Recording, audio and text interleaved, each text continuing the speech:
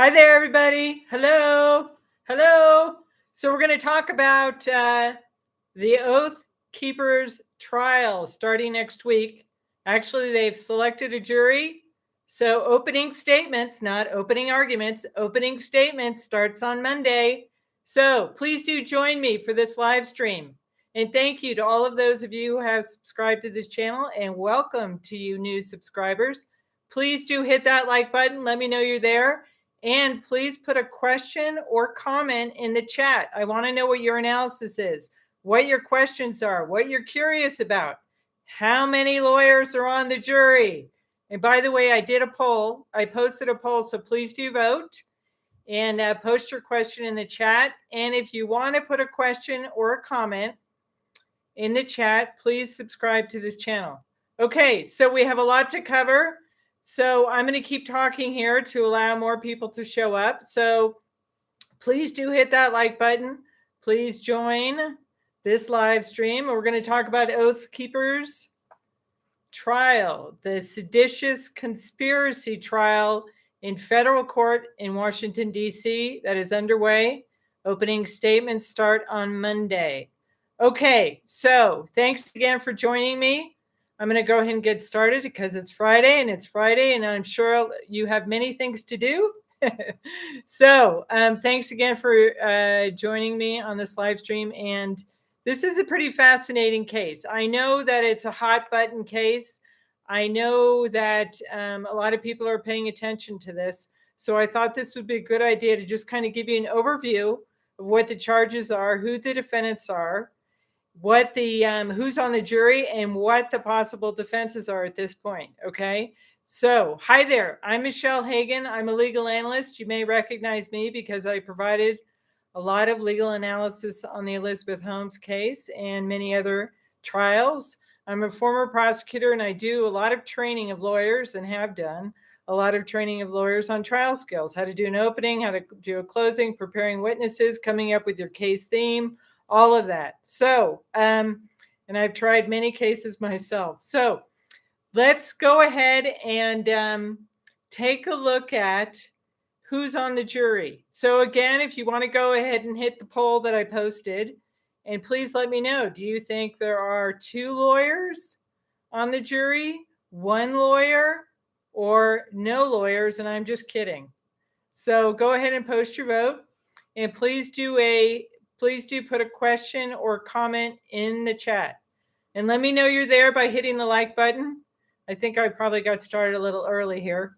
I got things to do. So, I want to please excuse me. I have plenty of notes because this is an interesting, complex case. I mean, we rarely see a seditious conspiracy case. Those charges are rarely brought. And the defense so far that is being reported, that's being raised, and I'll get to that, we rarely see a defense based on that issue. So actually, not rarely. I don't think we've ever seen it. So it's a test case on this defense, on one of the defenses. Okay, so, and if you want to subscribe, hit that subscribe button. Please do share these videos, hit the like button. And if you want to do a super chat, I appreciate it. I put a PayPal link in the chat box, and I will put one in the description box below the video. Okay, so let's get to, because there's a lot to cover, who's on the jury. So the answer to the poll, I'm already going to let the cat out of the bag here. The answer to the poll is, oh good, 50%. All right. The answer is 2 lawyers. 2 lawyers are on the jury. And I can tell you, in many cases I tried, it's always a big question mark as to why you want to put a lawyer or keep a lawyer on a jury. So I'll talk about the pros and cons of that. We'll get to that.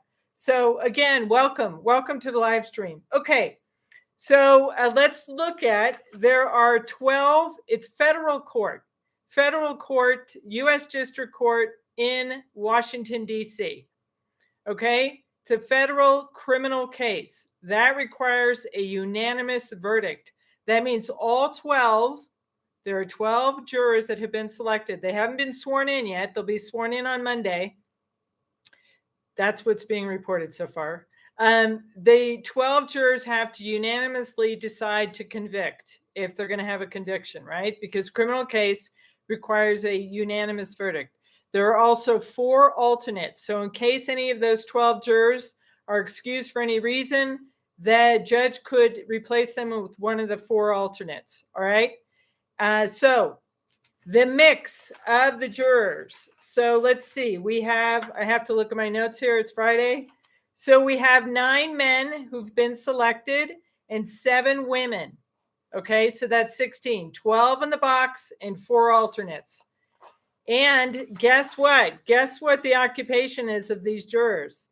It's been reported that over 50% of the jurors are either government employees or lawyers or having some litigation experience, that kind of that area of occupation. All right, so we have, as far as the government employees, we have State Department Consular Affairs juror, we have a U.S. Immigration Service juror, we have a TSA juror, we have, it looks like a government accounting office juror, we have a juror from a defense contract in Northrop Grumman, we have another juror who works at Deloitte, we have another juror who's a risk analyst, we have, and here comes the lawyers, we have a patent lawyer and an administrative lawyer. So those are 2 lawyers.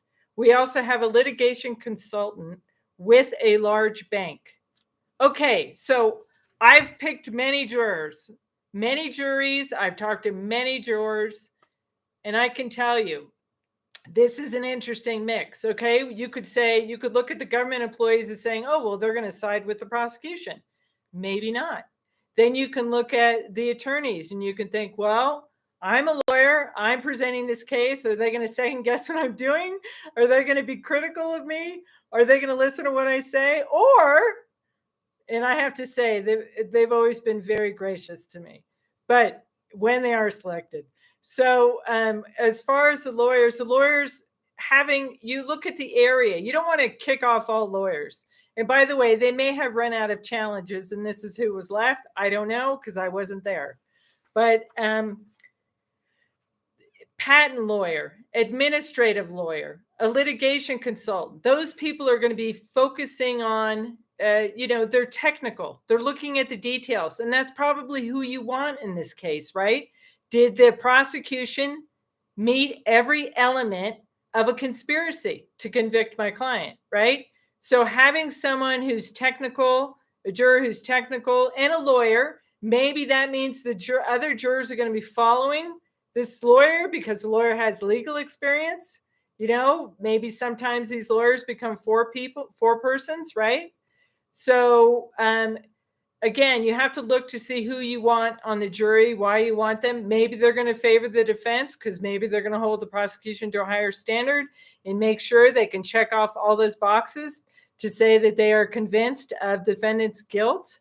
Okay. So it's interesting, but I think it's an interesting balance. We've got government employees, we've got people who have legal experience. I don't know who's specifically in the 12. For all I know, these jurors, litigation consultant, the TSA employee could be one of the 4 alternates. I don't know. Okay, so please, if you guys have any questions, I see people there. Thank you very much for joining me. All right, so the goal here is to get a fair and impartial jury, right? The jury is going to have open mind, and the judge, I have a copy of the juror questionnaire. The judge reminded the jury that they're looking for fair and impartial jurors, which is what all the defendants and every defendant is entitled to. One that can decide the case based solely on the evidence presented at trial and the instructions about the law that will be given by the court. Okay. They were told that when they were going through the process of jury selection. They were also reminded, this is a case that's going to have a lot of media attention, right? The judge also reminded them, don't read anything whatsoever about the events of January 6th. Please avoid any social media. Do not read or listen to any media accounts, whether newspaper, internet, television, or radio. Do not watch, listen, or read any hearing that has already taken place before Congress. Do not discuss this case with anyone. Do not watch, listen, or read about any reports issued by Congress, right? Because Congress is having their commission. I think it's delayed a little bit because of the trial here, but they're having their January 6th commission. All right. So do not discuss your service with any potential juror in this case, family, friends, member, anybody. Do not conduct any research, including the internet. Do not discuss or post anything on social media. Do not let anyone, including friends, family members, court personnel, parties in the case, or persons involved in this case, talk to you about your views or any aspect of the case. All right. So, and to give you a heads up on the schedule. So I'm reading again from the juror questionnaire. It looks like the court and the parties have estimated the trial's going to be at least a month or so. Trial will take place Monday through Thursday, 9:30 to 5 p.m., and then half days on Friday. So until 12:30. So this is going to be a Monday through Friday trial schedule.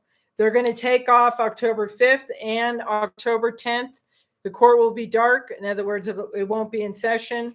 And I thought was interesting is they asked during jury selection if any of them have been involved in a protest, any of the potential jurors. So that was interesting. And the other very interesting question they asked him, list in order your top 3 news sources. Now, why do you think they asked that question? Your top 3 news sources. Very interesting and a good question to ask potential jurors. They asked him about if they have any knowledge of the case. Did they watch any of the coverage regarding any of the videos on the July 6th? Whether you call it a riot at the Capitol, an attack on the Capitol, insurrection, whatever, however you characterize it, the events that took place. And I'll get to how the government characterizes this and the grand jury indictment. And by the way, these charges were made, it's a grand jury indictment. That means the prosecution has already put evidence in front of a grand jury to determine what charges to bring. And the grand jury indictment are those charges. And I'll get to that in a second. Please do hit that like button. Please give me no questions yet.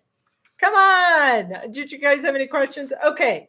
So they also asked, did you vote in the last presidential election? That's a good question. How many videos have you seen regarding the events at the US Capitol on January 6, 2021?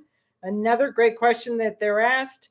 Did you attend, view, or listen to any portion of any congressional hearing related to the events that took place at the Capitol on January 6th? Another great question to ask. Have you read or seen or heard anything about the Oath Keepers? That's the organization that these defendants purportedly belong to, okay? And I'll talk to you about the Oath Keepers in a second. Do you have any strong opinions one way or the other as to what happened at the Capitol? Another great question. And the judge also reminded the jury that any indictment is not evidence. These charges are not evidence. They're just allegations. The government has to prove each one of these charges, and there are 10 total. There's 5 or 6 charges, about 5 or 6 each defendant. I'll get to that too. So indictment's not evidence. It may not be considered as evidence either as to the defendant's guilt. Judge also talked about defendants don't have to take the stand. They have a constitutional right not to testify. So a good question as to whether or not any of these defendants are going to testify. And reminding the jury that the jurors are the sole judges of the facts. They determine what the facts are. They determine whether or not the prosecution has met their burden beyond a reasonable doubt as to each and every element of the defendant's guilt. Okay. So, and another really good question here was, the jury may not follow some rules of law and ignore others. Even if the jury disagrees or dislikes the rules of law or does not understand the reasons for some of these rules, it is their duty to follow the law. Very good, very good. Very good question and reminder during jury selection. Okay, so let me see if there's anything else here. Yeah, so I think it was a pretty good good questions in that juror questionnaire. And okay, so again, we have 9 men, 7 women. We have 12 in the box and 4 alternate jurors. We have a mix of government employees. We have a mix of lawyers, analysts types. And then I don't know what the occupations are. The other, I think we're 2 or 3 other jurors. We don't know. Okay, so all right, so let's see here. Let me get to what are the charges. Okay, so I'm looking at the United States District Court for the District of Columbia, the grand jury indictment, the indictment here. The grand jury was sworn in on January 8th, 2021. The prosecution put on their evidence. When you're presenting a case, presenting evidence to a grand jury, the defense isn't there and they're not putting on evidence. Okay, it's just the government putting on their evidence of what they expect the evidence to show and what charges they want to bring. Okay, so there are 17 counts in the indictment, but some of these counts do not apply to these defendants. Okay, I'm going to call them the capital 5. All right, so because it's 5 defendants, 5 who are Oath Keeper members. That's what's been purported. So let me talk to you about them first, okay? So, and by the way, I should probably back up here. In case you popped onto the channel, I'm talking about what happened on January 6th, 2021 at the US Capitol, when a large gathering of people showed up at the same time that the joint session of Congress, that means the House and the Senate, was in session to certify the electoral college votes to certify the next president, right? So there was a whole huge gathering. Many of us saw it on the news, saw the videos of what took place. Many people think it was quite egregious. And certainly, the members of the House of Congress were certainly uncomfortable and, in fear. Many of them have said as to what happened, what took place. So I'm not going to, this is not a political discussion. I'm not taking a side either way. I'm just analyzing what I see. Okay. No politics here, just the law. All right. So let me tell you who the 5 defendants are. I have to look at my notes. Where did I put them? Okay. So we have,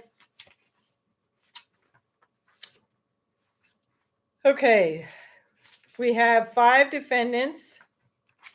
The main defendant, or the first named defendant, is Elmer Stewart Rhodes III. He's the one who founded the Oath Keepers organization. Oath Keepers as in defending the Constitution, keeping the oath to defend the Constitution or against all enemies, foreign and domestic, all of that. Okay, that's where I think the Oath Keepers name comes from. So the main defendant is Elmer Rhodes, and then there's 4 co-conspirators, alleged co-conspirators. Kelly Meggs, who's from Florida, who led the stack, meaning the stack formation of some of these defendants and other defendants that will take place in another trial as they marched into the Capitol. Okay, they call it a stack formation. So there's Kelly Meggs from Florida who led that. There's Kenneth Harrelson from Florida who led the ground team.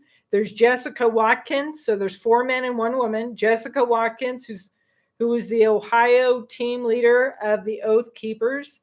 And then there's Thomas Caldwell. He was from Virginia and he coordinated the quick reaction force teams. Okay, those were the ones that were allegedly staying in Virginia, I think at a Comfort Inn where they were stashing a lot of the weapons and ammunition and all that.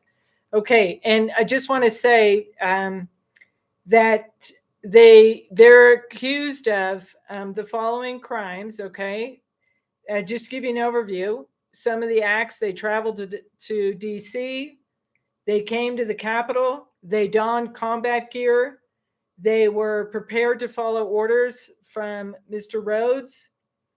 And they were there to stop the transfer, according to the prosecution, to stop the transfer of the presidential power. Okay, so And also the prosecution says they amassed a lot of firearms and ammunition at 7 miles away at a hotel in Virginia, who are apparently other people are on standby. At about 2:30, they started to make their way into the Capitol. Just to let you know, there are no firearm charges here. There's no charges of murder, none of that, okay? At about 2:38, the Capitol doors were breached, according to the prosecution, by the defendants. And that, by the way, defendant Rhodes was not part of the stack formation. He was on the grounds apparently, but he didn't go into the Capitol. And one co-defendant, the initial indictment lists, I think 11 defendants, some of which are going to be tried separately. I'm just talking about the 5 that are going to trial starting on Monday. One of the co-defendants, Joshua James, did plead guilty. Now, is he going to be a witness for the prosecution? Is he going to be the one talking about the conspiracy agreements they had between each other? Is he going to be the one that's going to be filling the jury in as to what happened and who did what?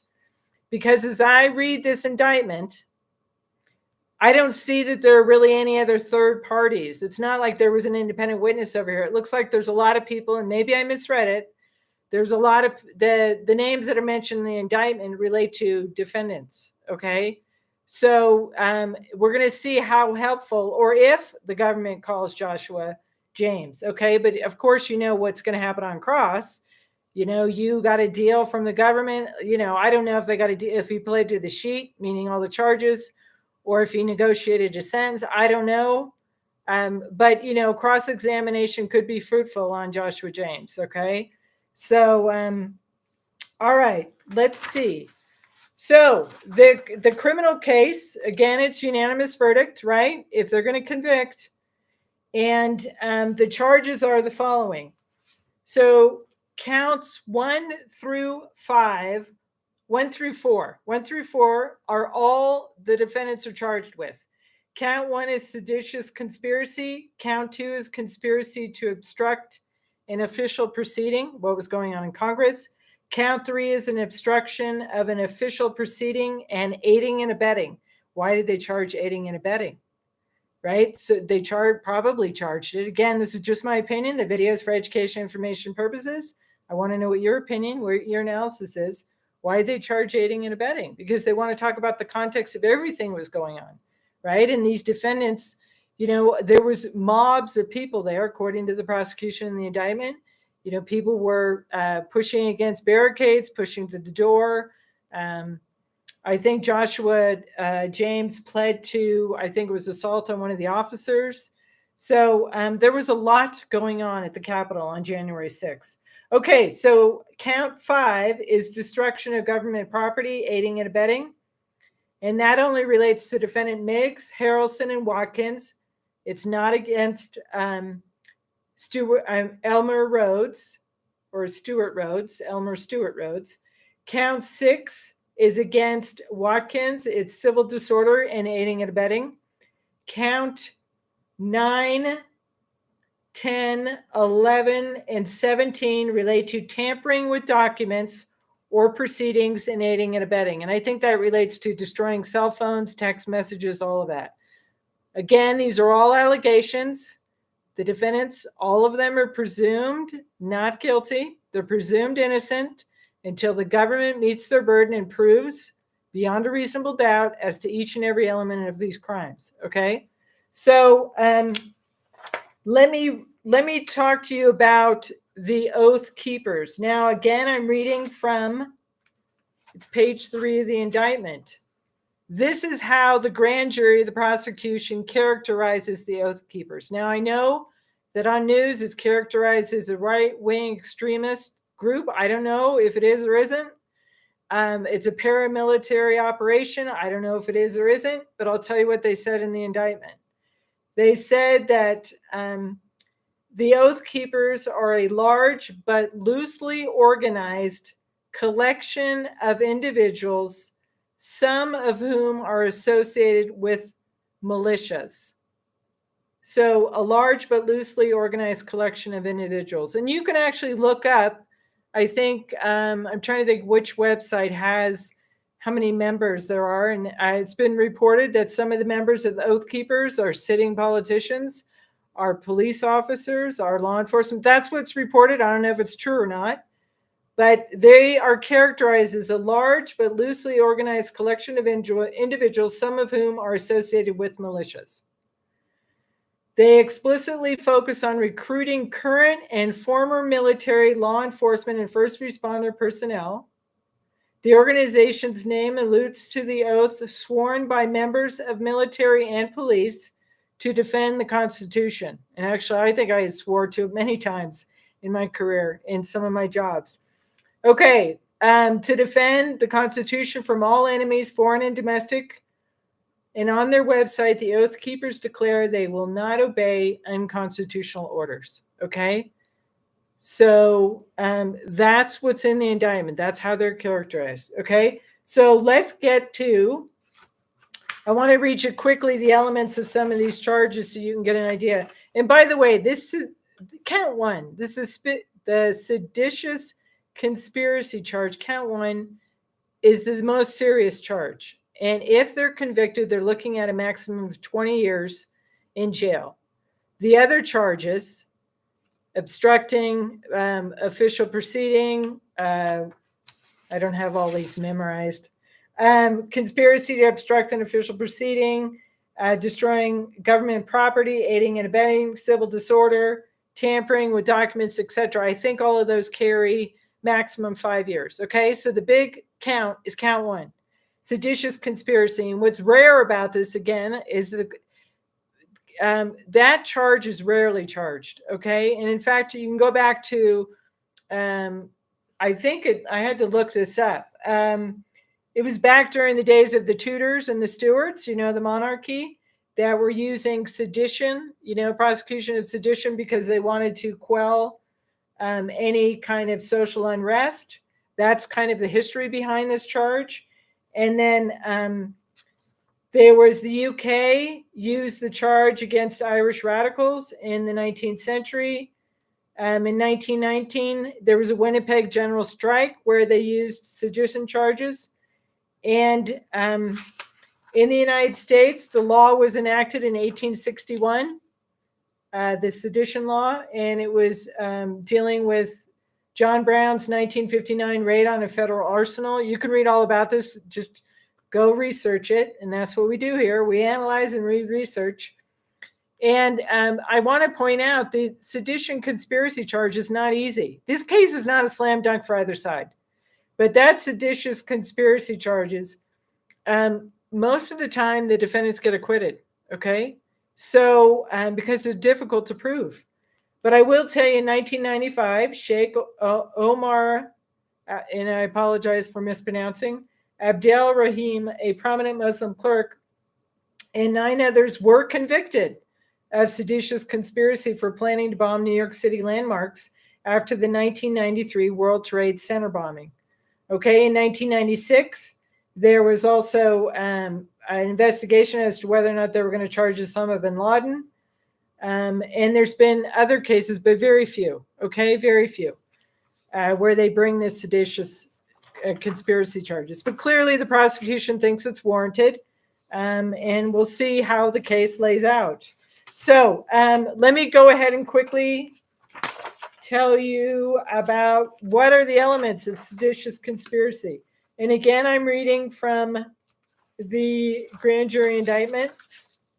So this is Elmer Stewart Rhodes is charged with this, Kelly Meggs, Kenneth Harrelson, Jessica Watkins, and Tom Caldwell. So all 5 are charged with this potential 20 years maximum sentence here.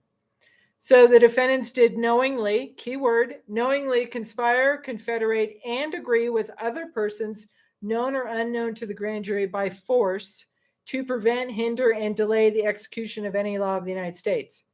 The purpose of the conspiracy was to oppose the lawful transfer of presidential power by force by preventing, hindering, or delaying by force the execution of laws governing the transfer of power, including the 12th and 20th Amendment of the Constitution. Those amendments relate to, on January 6th at I think noon or 1 o'clock, I'm not sure what time it is, after the election, they have to convene a joint session of Senate and House to certify the electoral votes for the next president. Okay? That's in our Constitution. Okay, so what the prosecution is alleging here is these defendants, the Oath Keeper 5, delayed, prevented, hindered by force. Question is, did they knowingly conspire? Now, generally, a conspiracy is an agreement between two or more people to commit a crime. Okay, but this is, think sedition. It's one step below treason. All right?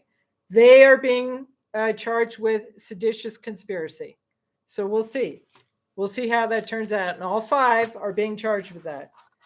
And in particular, the reason is because they prepared for and coordinated travel in Washington. This is all alleged. They organized into teams preparing and willing to use force and transport firearms and ammunition to D.C. They recruited members. They organized trainings. They brought firearms and ammunition to staging areas outside D.C. I think they're referring to the hotel. They brought paramilitary gear, weapons, supplies, including knives, batons, camouflage combat uniforms, tactical vests, etc., to the Capitol grounds. They were breaching and attempting to take control of the Capitol grounds and building on January 6th in an effort to prevent, hinder, and delay the certification of the Electoral College votes for the presidency. Okay? They used force against law enforcement officers. These defendants are not being charged with that. That's what Joshua James pled to, okay? They were continuing to plot to oppose by force the lawful transfer of presidential power, and using websites, social media, text messaging, encrypting messaging applications to communicate with co-conspirators. What acts in furtherance? Now, the prosecution has to prove they did an act or acts in furtherance of the conspiracy. So, beginning in November 2020, defendant Rhodes began disseminating messages on encrypted applications, encouraging his co-conspirators to oppose by force the lawful transfer of presidential power. And there's apparently a message that Rhodes sent that included the words, "We aren't getting through this without a civil war. Too late for that. Prepare your mind, body, and spirit." I mean, clearly the people who showed up on January 6th at the Capitol, I'm assuming, I don't know, I didn't take a survey. I'm assuming that they were unhappy and angry about the results, and they were questioning the results of the election. Okay? And by the way, everybody has a right to do that, right? There's free speech, as last I checked in this country. You can question things, but it's how they did it that's the problem, okay? Pushing through barricades, assaulting officers, causing a riot, putting Congress people in fear, all of that, that's a problem, okay? Allegedly, all of this, all right? So, and there's pages and pages of what took place. I'm not going to read you through all that at this point because I want to get to the other counts, and then I want to get to the defenses. I don't want to keep you here too long. It is Friday night. I'm sure you have plans, okay, or Friday morning, wherever you are. Okay, so count 2 is a conspiracy to obstruct an official proceeding. All of them are being charged with this count 2. Did the defendant knowingly combine, conspire, confederate, and agree with each other and other persons known or unknown to the grand jury to corruptly obstruct? What does that mean? Corruptly obstruct, influence, and impede an official proceeding. That is the certification of the Electoral College vote. Did they impede the certification of the vote? All right. Now the next one, count 3. They're all charged with this. Is the obstruction of an official proceeding and aiding and abetting, right? So on or about January 6, 2021 in the District of Columbia, the defendants attempted to and did corruptly obstruct, influence, and impede an official proceeding, that is certification of the Electoral College votes, and did aid and abet other persons known or unknown. What does aid and abet mean? I'll get to that in a second. right? So I guess they're saying everybody that was there, that was around this stack group, these defendants who are in stack formation where they put their hand on each other's shoulder and marched, in their tactical gear, marched into the Capitol. Okay. All right. So now count 4. How are we doing on time here? Okay. No questions. I guess you guys are all just enthralled by what I'm saying. All right. So count 4. Hit that like button. All right. So count 4. Conspiracy to prevent an officer from discharging any duties. They're all charged with this count too.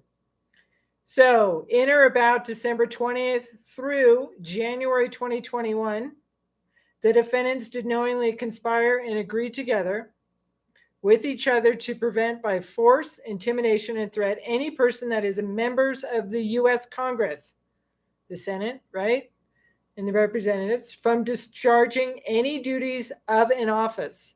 Their duty was to certify the vote, trust and place of confidence in the United States, and to induce by force, intimidation, and threat any officer of the United States that is members of the U.S. Congress to leave the place where their duties and officers were required to perform.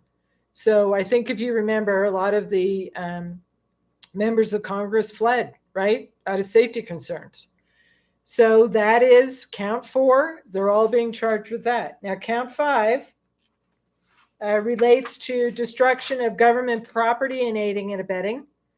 On or about January 6th, the defendants attempted to and willfully injure and commit depredation against property of the United States that is in the United States Capitol building, thereby causing and attempting to cause damage that exceed $1,000, and did aid and abet other persons known or unknown. Okay? This is being charged with destruction of government property. Is everybody but defendant Rhodes and Caldwell. So Meggs, Harrelson, and Watkins are charged with destruction of government property. Count 6, okay? I'm almost getting there. Count 6 is civil disorder and aiding and abetting. This count, civil disorder, only relates to Jessica Watkins. On or about January 6, 2021, the defendant committed and attempted to commit and aided and abetted other persons known or unknown to commit an act to obstruct, impede, and interfere with law enforcement officer, that is, law enforcement officers guarding the hallway of the rotunda, the Capitol rotunda, and the Senate chambers, while these officers were lawfully engaged in the lawful performance of their official duties incident to and during the commission of a civil disorder, which was the gathering of all the people, which in any way and degree obstructed, delayed, and adversely affected commerce and the movement of any article and commodity and commerce in the conduct and performance of any federally protected function. Okay, that's going to be interesting to prove that one. So that's only to Jessica Watkins. So it's interfering with the law enforcement officers that were there at the Capitol when they came into the Capitol, right, along with a mob full of other people, a bunch of other people. And they're saying also in this count that they aided and abetted. They had something to do with the conduct of what the other people were doing. Okay, so count 9, tampering with documents or proceedings. On January 6, 2021, the Federal Bureau of Investigation opened an investigation into the attack on the Capitol. And a grand jury of the United States District Court subsequently opened an investigation. And their result is this indictment, okay?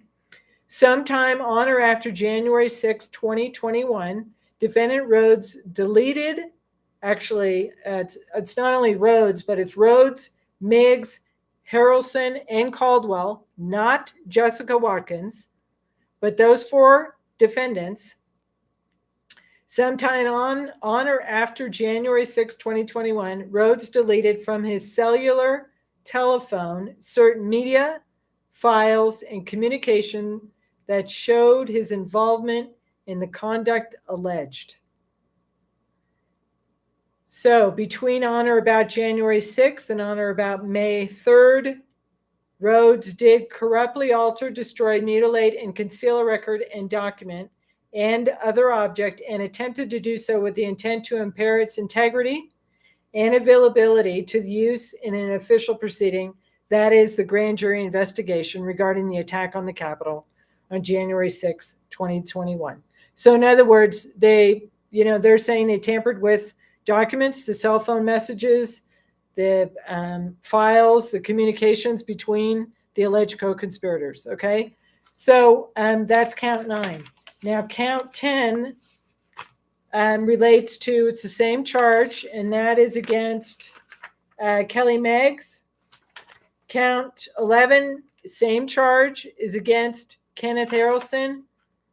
Okay, now here's the final one. This is count 17. Now this is just relating to these 5 defendants. Count 17 relates to Thomas Caldwell, and he is also charged with tampering with documents or proceedings. Same thing. What happened? Did they destroy?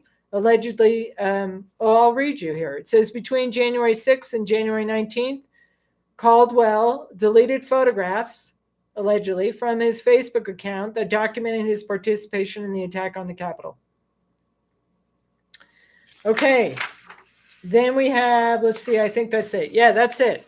So that's where I start. When I prepare cases for trial, I look to see what are the elements of the crime. I don't start with a beautiful lecture that I'm going to give to a jury. I look at what these elements are. I figure out what evidence is how am I going to prove this? What witness is going to testify to what? What evidence do I have? What do I have? I have video. What do they have in this case? And this is what's going to be very incriminating, potentially, to the defendants. All that video footage. In fact, people were live streaming what was going down at the Capitol, right? You can look and see there are pictures. There's video footage of the stack formation, right? Or of these 4 out of 5 of these defendants, hand on shoulder and marching up into the Capitol and all the people around them, which I think the prosecution is saying that they aided and abetted. So let's look. What's aiding and abetting? How do you define that? And I'm a big fan of jury instructions. I use them all the time in the trials. This is how I explain, right, what the elements are. So just as I read to you, that would be a jury instruction, right? Now I'm going to read you the jury instruction to aiding and abetting. And again, it baffles me why lawyers don't use jury instructions in argument. Anyway, I'll put that aside. So aiding and abetting. A defendant may be found guilty of aiding and abetting, even if the defendant personally did not commit the act or acts constituting the crime. In other words, if gosh forbid, if law enforcement officers got assaulted by other people, aiding and abetting. Broken windows, damages done by other people, possibly aiding and abetting by these defendants, right? To aid and abet means intentionally to help someone else commit a crime. But one of the defenses is mere presence. Just because you're there and someone does something illegal doesn't mean that you aided and abetted it. All right. So potential defense there, possibly. I don't know. We'll have to see. Okay. So any questions? Any questions from anybody? How's it going? Give me the thumbs up. Please do, if you do watch this video afterwards, please do leave a comment or question. I want to know what your analysis is. Because this is, for me, it's a fascinating case. I'm not talking about politics here. I'm talking about whether they have the evidence to convict the defendants, the rare prosecution of a seditious conspiracy case, right? And there's going to be other trials relating to the other alleged co-conspirators, okay? So this is just, I call them the Capital 5, or the Oath, maybe you should let me know. Should I call them the Capital 5 or the Oath Keepers 5? Okay, so let's get to the defenses. Let me check my notes here, see if there's anything else.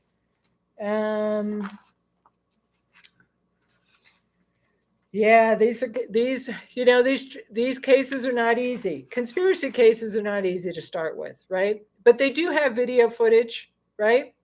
They do have, I guess, some text messages, some Facebook messaging.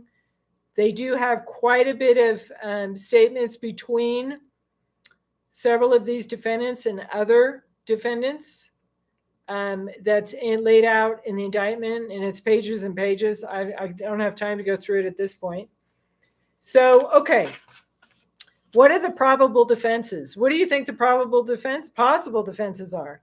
Well, one of the defense attorneys has already said that intent is going to be the issue, right? So intent is part of these crime, right?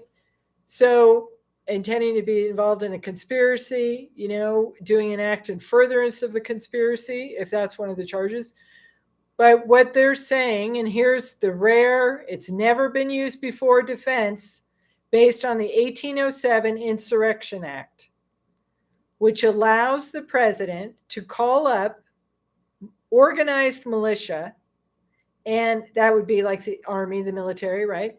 And unorganized militia to intervene in a civil unrest or some kind of conflict. That's a presidential power based on the Insurrection Act. Now, unorganized militia, I think, is what this defense attorney is arguing, is that his client, I think this is Stewart or Elmer Stewart Rhodes' attorney. I think what his defense is that he had no intent, and none of these defendants had any intent to do any of these crimes, because they sincerely believed. Now, again, this has been what's been reported. We have to see what the actual evidence is at trial. But the defendants sincerely believed that the president invoked the Insurrection Act to call up unorganized militia to intervene with the certification of a fraudulent election. In other words, they believed that they were being called up by the President of the United States to deal with, to quell or to intervene, I should say, intervene with the certification of a fraudulent election. So if they had that sincere belief, I think is what the defense is saying, then they didn't do anything wrong. It's never been used before, this defense, right? That you're relying on, the defendant is relying on the Insurrection Act, saying that basically they're obeying a presidential order to be prepared and ready to help them deal with a conflict, to help the president deal with a conflict. Now, whether or not that's true or not, there may be a defense relating to intent, which could negate intent if they sincerely believed that this is what they were there to do. Okay? Now, again, I don't know what you all think about that, but I think it's an interesting, and I'm thinking of, I'm thinking about another defense as well here, but let's just go with what it's been reported so far.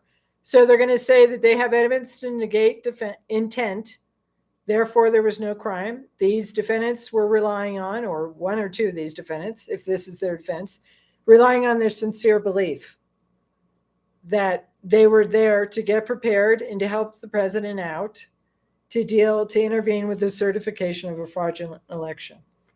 Now, whether or not that succeeds or not depends on the jury. The jury's going to decide. Does the jury believe that? Is a defendant or two going to take the stand and say that was their sincere belief? Will any of these defendants testify? Is the co-defendant who's already pled out, Joshua James, is he going to talk all about what their agreements were, what they believed? Is he going to be the one that's going to tell the jury, no, they didn't have a sincere belief. We were there to do X. Okay, so all right, let me read to you. This is kind of interesting. This is something I was looking at. The definition of knowingly. You remember how in each one of those crimes the word knowingly appeared? Well, I took a look at the jury instruction. What does knowingly mean? Knowingly means an act is done knowingly if the defendant is aware of the act and does not act or fail to act through ignorance, mistake, or accident. I'll say that again. An act is done knowingly if the defendant is aware of the act and does not act or fail to act through ignorance, mistake, or accident. Is this an instruction to negate the element of knowingly, to say that one or more of these defendants was acting by mistake, a mistaken belief that they were there to support the president? Were they acting in ignorance? Was it an accident? So, that's another potential defense, right? This is where words matter. The elements matter, and you have to make sure you know what they mean. And if you're going to defend this case, well, do they meet the element of knowingly? Or were the defendants acting through ignorance, mistake, or accident? Their sincere belief. Okay? Very interesting. All right. The other thing I looked at was I called and I don't know if this instruction applies or not, but it's called the public authority or government authorization defense. I think this is what they're alluding to, the defense, by saying basically it's the Insurrection Act defense, right? The defendant contends that they committed the acts charged in the indictment. He or she did so at the request of a government agent. Would that be the president?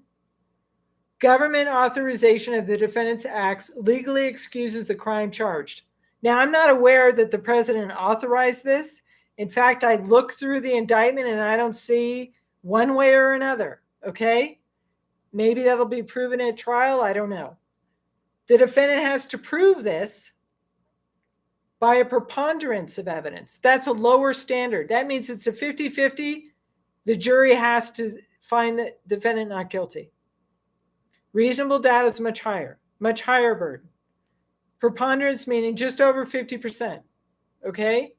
So if a juror thinks, maybe 50%, just over 50% that this defendant acted by mistake or out of ignorance or an accident, then the knowingly element, that's going to be a trouble for them, right? Okay, again, this is just my opinion. If you find the defendant has proved that he or she reasonably believed that he or she was acting as an authorized government agent as provided in this instruction, you must find the defendant not guilty. Okay? So there's a lot here, I think, that the defense may bring up. As I said, early on, this is not a slam dunk for either side. Okay? But, trial work is about figuring out what the elements are and figuring out whether or not the evidence supports it or not. And making sure, you're representing the defendant, that they get a fair trial, right? So, here's something I found. Spoiler alert. This is, if I was, as I was looking at this case, I was thinking, okay, where is it? Let me see if there's anything in the indictment that can tell me one way or another whether or not the president authorized this. Okay, I didn't find that, but I want to look to see where's the sincere belief, or is there any evidence of the insincere belief, right? Reasonably believed that they were acting as an authorized agent. Okay, so spoiler alert, it's on page 22 of the indictment.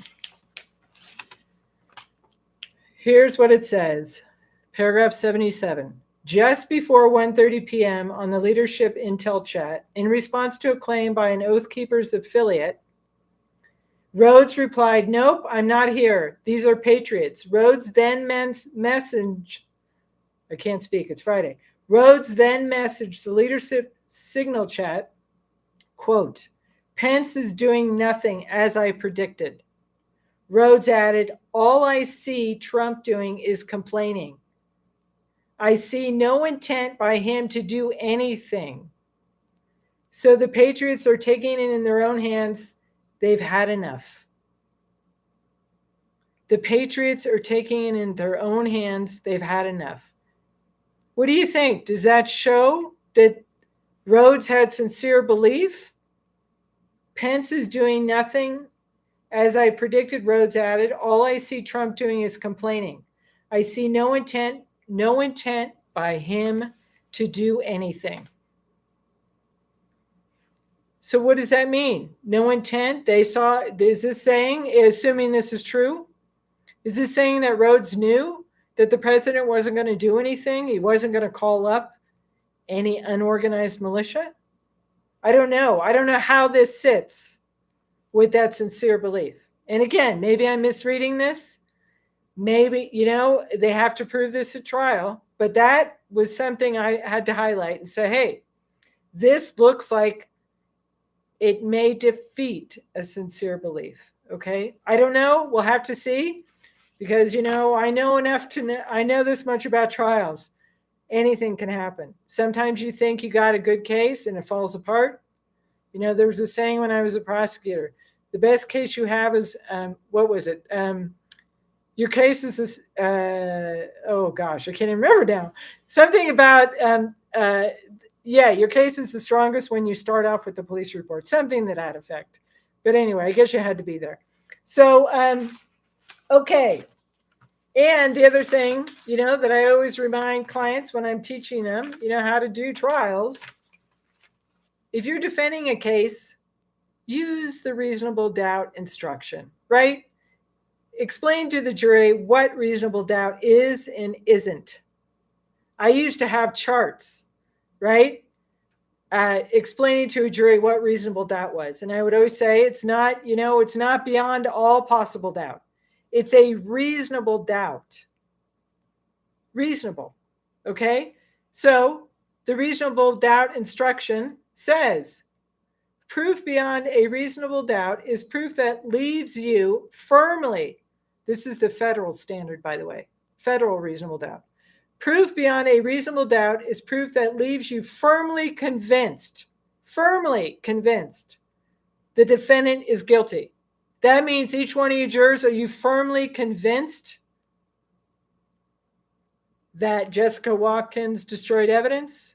That all of these defendants were involved in a seditious conspiracy?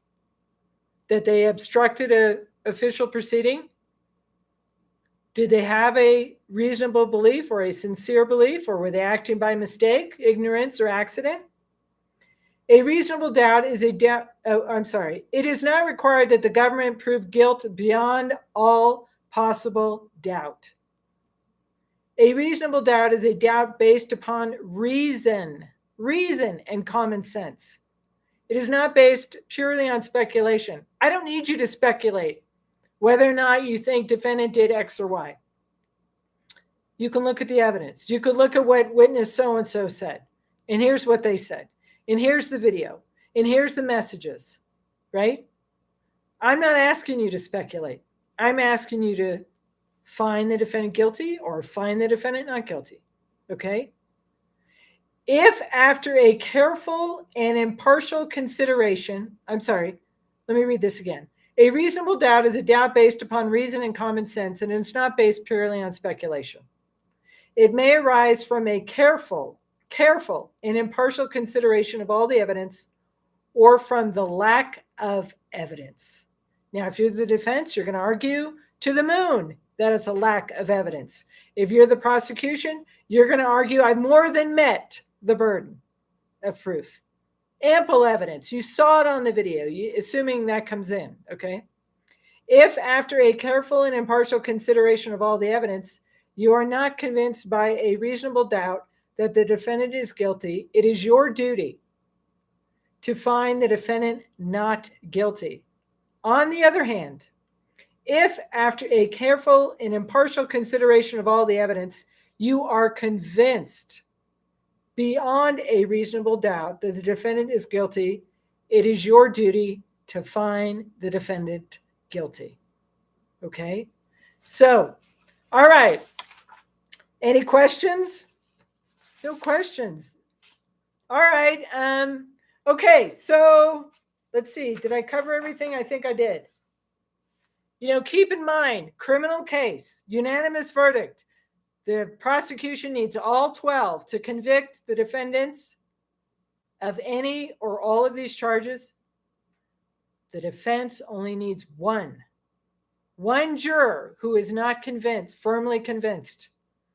One juror who has reasonable doubt. One juror who doesn't believe that the prosecution has met their burden of proof beyond a reasonable doubt. Okay? Defense has to get one or more jurors not to convict. Prosecution has to get all 12. Unanimous verdict, okay, to convict. So that's it. It's Friday. Okay, so I just want to say thank you all for joining me. And thank you to those of you who will be watching this video. And again, please do leave a comment or question. I want to know what your analysis is, because this is simply my opinion. What do you think about those potential defenses? And again, I got another one I'm working on. All right, so thank you again for joining me for this live stream. Please do share these videos, hit that like button, leave a comment or question. And please do subscribe to support my work and to support this channel, our community of analyzers. And thank you to many of you who have subscribed and contributed to me making these videos. And again, if you want to leave a super chat, I appreciate it. I'll put there's a link in the chat, and also I'll put a link in the description box below the video. So thanks again for watching. Opening statements start Monday. We got 5 defendants, 5 attorneys who are going to be giving an opening statement. I think there are 8 attorneys total representing the defendants. The jury has to consider separately each of these charges for each different defendant. You see what I'm getting at? So they have to separately look at the evidence relating to each defendant for each charge. Okay, so they're facing it looks at this point, if they're convicted of count 1, maximum of 20 years in prison, and these other counts, I think I'm correct, I think carry the max of 5 years each. So we'll see. So thanks again for watching, and thanks again for supporting this channel, and thanks for joining me on this live stream. Thank you.